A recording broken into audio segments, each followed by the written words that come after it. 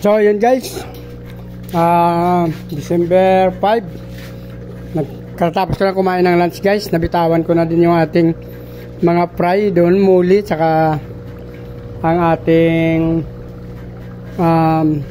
hybrid na gapi na galing sa terrace guys. So kumain ako ng lunch guys. Yung ulam ko gulay tsaka natirang manok. Yung iba pinakain na natin sa aso at pusa. Pinakain na rin natin sila guys. Hi Snowbell! May bago kaming alaga dito guys, si Snowbell. Snowbell! How are you today Snowbell? Merry Christmas! Ito guys, cat food itong pinapakain ng anak ko kasi ayaw nila pakainin ko to ng kanin. So ako na lang kumakain ng kanin tsaka yung mga native namin na aso. Yun o. Tsaka pusa. Pilay nga yung pusa namin isa guys siguro. Kaya kasi mahilig kasi mga kapitbahay. Anong pinagagawa doon. So ito na yung panghimagas natin guys. Since mainit ngayon, kailangan natin ng pakwan. Maganda kasi ito guys kasi matubig siya.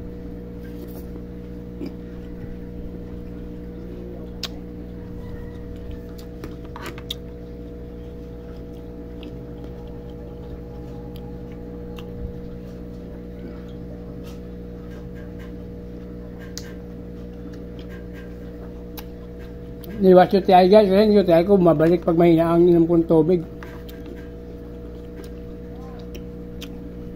Buti bumili ang anak ko ng pakwan. Bukas bibili ako ulit nito guys, kasi nung nakarang araw para na-trigger na naman yung TI natin.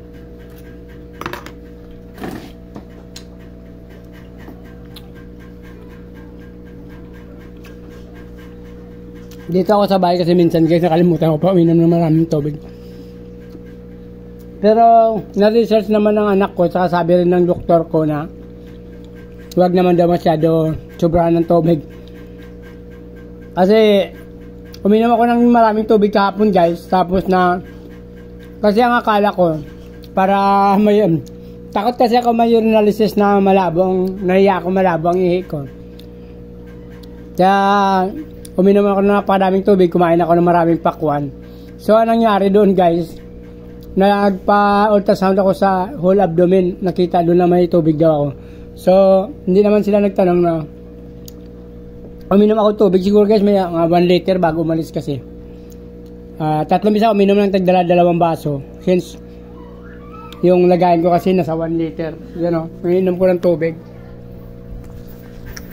Ito kasi ang inuman ko tubig guys. So minsan nakakadalawa ko niyan simula nung nag-trigger yung aking UTI.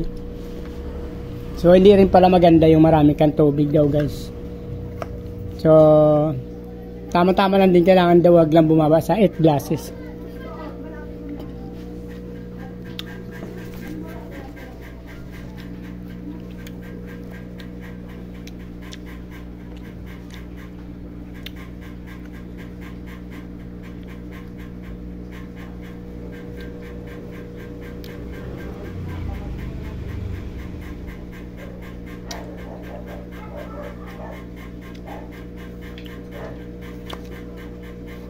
Akala ko kasi pagka may UTI ka, inom na maraming tubig hanggang kaya mo. So advice pala ng doktor ko, hindi naman pala ganun. Makahit glasses ka lang, oras na. Kahit uminom ka ng tubig ng padandahan, huwag biglayin kasi may tendency pala yun na malunod ka rin.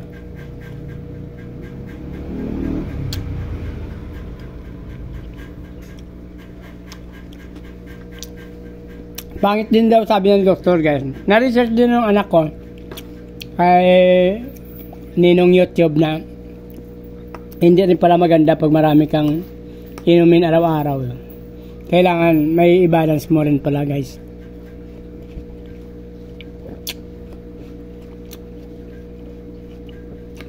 Ako kasi since magpa-urinal, sabi baka marami na naman gamot ibibigay, sabi ko kailangan malinaw ang ihi ko. Inom ako ng tubig simula pang pagkagising. Kasi since ultrasound ako, bawal din kumain. Medyo okay naman ang result ko guys, kaso lang problema kasi yung tubig na detect sa aking whole abdomen. Hindi pala pwede marami yung tubig.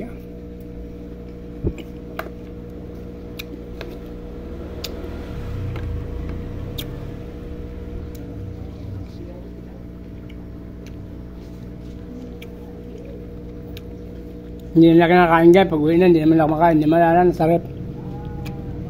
O, buksin ko to guys. Bukas bibili rin ako nito para ako na lang bibili. Kasi yung anak ko itong bumili nung una.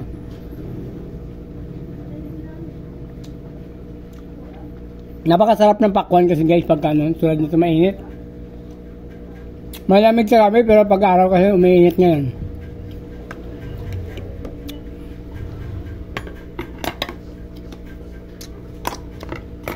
Yung kunting tubig na lang guys, hindi pa ako nakain ng tubig. May tinanong ako doon na gamot.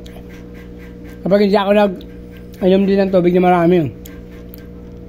Ang yati ay gusto rin pang bumalik. So dito na lang guys, please like, follow, subscribe guys. Sa hindi po nakasubscribe, sama nyo na ng notification bell guys para updated kayo sa sunod ko pa ng mga video guys. Palagi tayo nag-upload guys. Kaya maraming salamat sa inyo patuloy nyo panonood at pagsuporta guys. Mabuhay kayo guys hanggang gusto nyo. Merry Christmas. Maraming salamat. Good day.